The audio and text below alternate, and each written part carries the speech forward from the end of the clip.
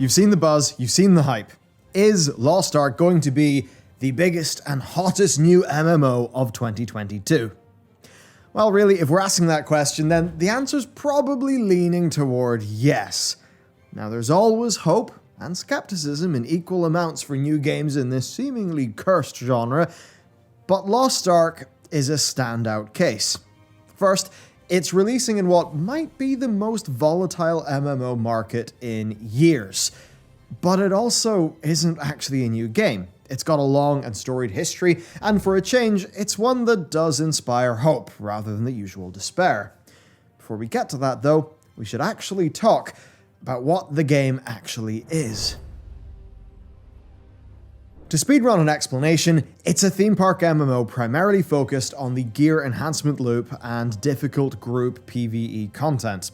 The action combat is class-based, and this can get a lot of us, while the isometric camera does give you an action RPG vibe like PoE or Diablo, it is in fact very different. Combat is focused on using your own combos, then using the right skills for stagger, part break, status effects, and utility, and generally it looks and feels more involved than ARPG's more sort of build-based nature.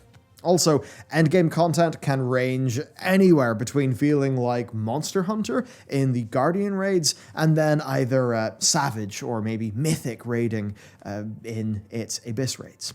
Now, the gear enhancement loop is all about clearing content for materials to make gear, and then doing a variety of dailies and weeklies, often on multiple characters, to earn gold and materials, which you're going to be using to upgrade that gear. Now, you probably felt this one coming. This is where some of the pay-to-win concerns are, but we're going to properly dive into that later. Also, it's not just a PvE game. It also has gear-equalized seasonal ranked arena PvP that reportedly is well-balanced for 3v3. There's no gear, there's no power from outside, it is just you, your character build, and your enemies. But it's also an MMO. And one of the defining features of MMOs is that you have other shit to do, except the core game.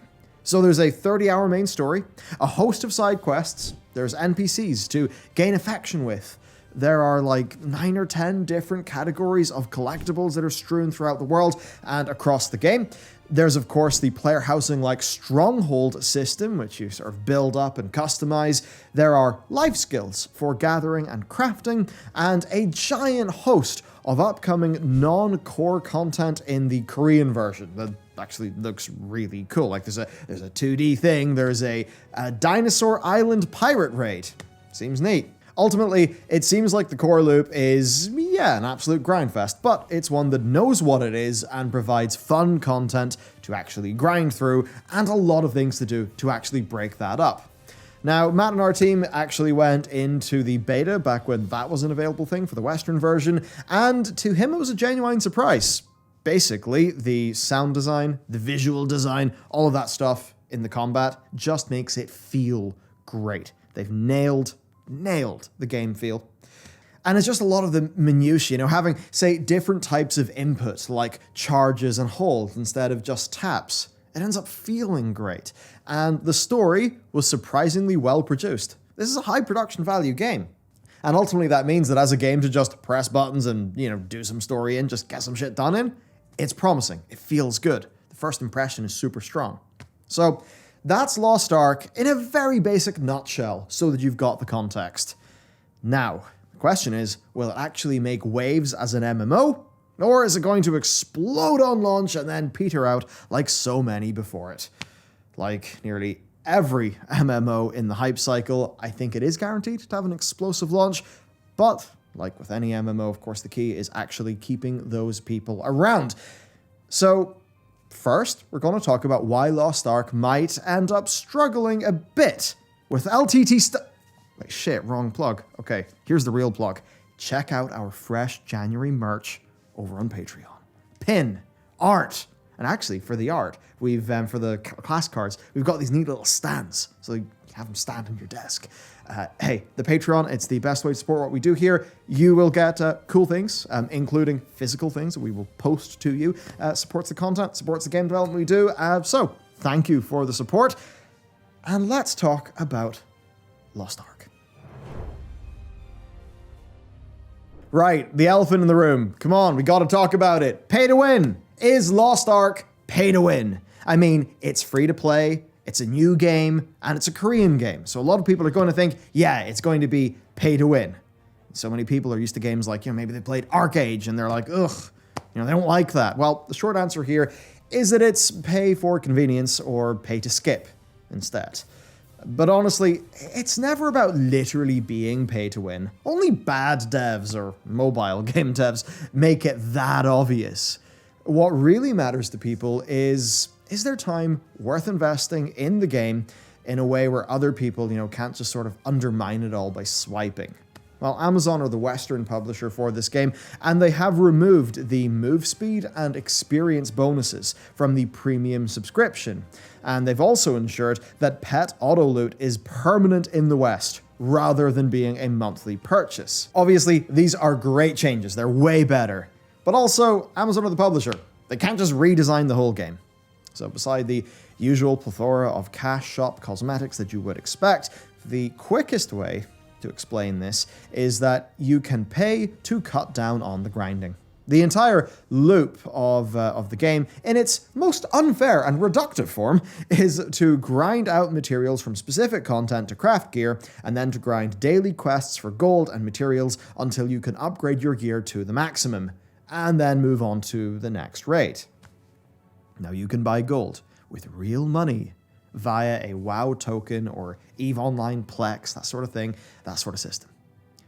Now, with that gold, you can then buy materials from other players. And that does mean that you can theoretically skip massive amounts of grinding. This, of course, brings up the whole question, does it devalue the content, right? And if you end up paying to skip the grind, are you missing the point of the game, right? And then for some people, all of that stuff can be really fun, but purely just the knowledge that somebody else can pay to skip the bit that you're doing, that for so many people can end up undermining the entire gameplay experience. You can look at the WoW token and the legitimization of boosting in, say, World of Warcraft as quite an example there. Boosting in WoW was always a thing, but it was a bit rarer, it was a bit more hidden away, so players didn't really think about it.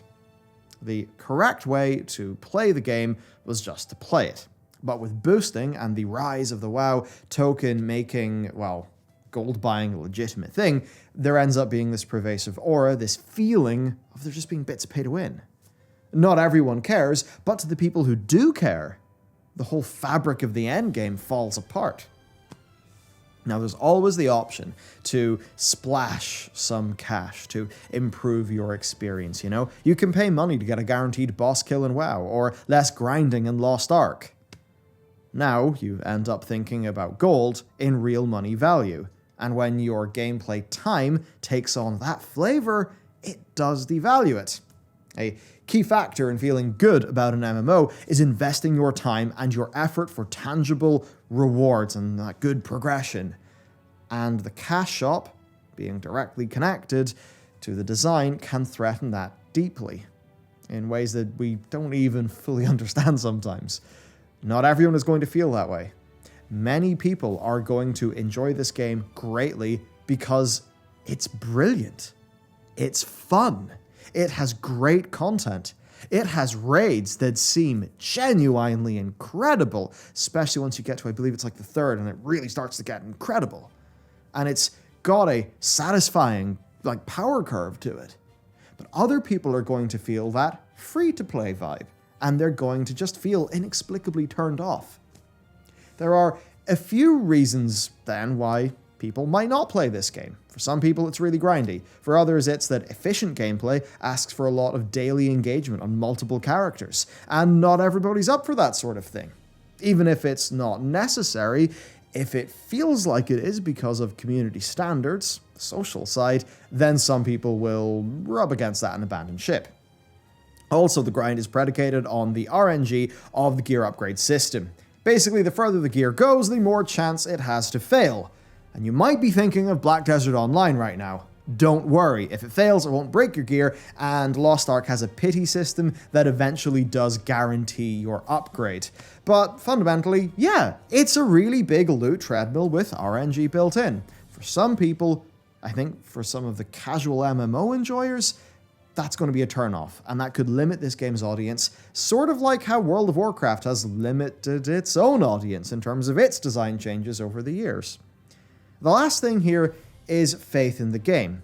For some people, it's going to be extremely high, based on what we're about to talk about. For other people, though, they're just going to think it's handled by Amazon, and it's a Korean game. What does that mean? That means that by default, there is a bit of a barrier between the developers of the game and the Western players of the game. In the worst case, we could be sitting here watching Korea get tons of really cool new content and cool updates while we get nothing. But actually, I'm not that worried personally. The Western launch seems to be very carefully considered with the timed content release. But there are a few worries people have. Amazon are censoring a few elements, there are a bunch of classes missing, and we've got no guarantee that the game will be supported super properly or quickly. That said, I imagine it will be because this is obviously major for Lost Ark. Then, of course, Amazon. New World has been a bit of a mixed bag. It's had a few issues. Amazon's general history in gaming has been utterly embarrassing as well, so there's that. Maybe this will be different. Maybe not. Certainly, the Japanese and Russian versions of this game are doing okay. You could say even they're doing fantastically. But content-wise, they are still behind the Korean version. To some people, feeling like a second-class citizen or something in the game just outright sucks. But you know what? Enough doom and gloom. Because for all of the reasons why Lost Ark could take off and immediately nosedive into the ground, it legitimately has reasons to be one of the most exciting MMO prospects this year. So it's time to talk about the ways this game will do brilliant and the reasons why I'm going to be playing it. The most important thing to an MMO's long-term success is not just the launch. It's about trajectory, right? The developer's ability to improve the game, to create more content for it, and to respond to player feedback. That is the key. And that's where looking at the Korean version is really important. Now, the version that we're getting is called Lost Ark Season 2. And Lost Ark Season 2 was an insane upgrade back in 2020. Tons of system and content changes revitalized the game based on the player feedback from Korea. And it made it a lot fairer to play and progress in. It removed daily gates and content limitations and more. Really, this is where the game started its meteoric rise, and it's now the second most played game in Korean PC bangs after League of Legends. It just exploded through 2021. So the Korean gamers are showing us that there's really something here. Apparently, they actually saw a 600% rise in new players, and a 500% rise in returning players. And it all culminated in a peak concurrent player count of 230k. Now, for a game not available in the West, that is a really big thing. That improvement is also not a one-off. That's the important thing. It's not just a spike, it's a trend. The devs then run a regular event called LOA-ON, and the recent winter one was, and if you play FF14, you might think, this is similar to something I'm used to. It was 7 hours of the game director talking about new content and then answering fan questions. His approach was exactly what we've been missing in MMOs. He owned up to the game's problems. He apologized for the things where they were warranted. He laid out how the team are going to fix the problems. He showed off and promised tons of new content, including a new focus on side content and horizontal progression, which, if you're one of those people who is thinking, I don't know, bit too grindy, doesn't seem like my thing, well, that horizontal progression and other types of content, that's probably quite exciting to you. It is to me. It includes things like stacks of minigames. And that's the thing. Committing to an MMO is an investment from you and me, isn't it? We put our time in, and we want to know we're putting our time somewhere good, where it's going to last. And right now, there's more than enough evidence that Lost Ark is going to grow and improve under its current leadership. From everything we've looked at, and we've went into all the research, rabbit holes, all of that. That is what we think. There are echoes of FF14's growth visible in Lost Ark's direction, and that actually does make me excited. Maybe this game won't be for everyone. Fair enough. Actually, you know what? Good. Games shouldn't be for everyone. It should be for its people, right? And, what game will you like? What game will I like? They're going to be different. And it's good that MMOs don't try to be for everybody. But I think that for the fans of this game, it's almost certainly going to be one that will get better over time. And that's what our research has shown. Time to answer the question of the video. Will this game succeed? In short, Lost Ark very likely is going to be a fantastic new MMORPG for people who love engaging combat, high-end raiding content, or skill-based PvP, and especially those who like a simple but long grind. To be honest with you, this isn't a game that threatens an FF14. But maybe to the sort of WoW player who likes that really hard content and is okay with the general, control scheme and camera angle of this game, when I think about the gameplay, when I think about how elements of the World of Warcraft raiding population seem especially excited about this game, I think, maybe this is one of the ones that Blizzard's got to be a wee bit worried about. The developers then show a lot of promise. They actually do have a track record of listening to players. It really seems like the Korean fans feel listened to. Again, if I was Blizzard, I'd be a bit worried. So I feel confident in playing this game and giving it my time. Now that said, it is also infested with unfortunate free-to-play game DNA that could turn people off right away. Pay for convenience just does not sit as well in the West here as it does in Korea, evidently. And that's just the thing. In a way, it's different strokes for different folks. Western gamers, Korean gamers, they have different expectations. They're used to different things. I'd say as well, for Lost Ark, it's also very limited in MMO audience. While the Stronghold is really cool, and the collectibles actually do seem really well considered, and the world is really, really nice, the real meat of the game is the grind. And that does have a limited appeal in the West compared to what World of Warcraft or FF14 traditionally offer. But to be honest, for dabblers, that's not really a problem. The 30-hour, story and that is actually really, really fun by all accounts. The director said also during a live stream that they expect to gain another 10 million registered accounts with the release of the Western version. That's a huge ask, but also, they've got to have pretty decent data. Amazon's got to have pretty decent data, so they're clearly expecting a major hit. Well, 10 million's a huge ask, but I suppose we're just going to have to wait and see if it ends up being a success. I know that I'm going to be one of those accounts. Matt on our team, he's going to be one of those accounts. To me, this seems like a very fun, varied game to dabble in, to enjoy the combat, to enjoy the classes. So many people are like, oh, multiple classes, multiple alts, that's going to suck. And maybe for some it will with the grind. But their classes seem really fun. So, I'm going to play it. Do you plan on playing it?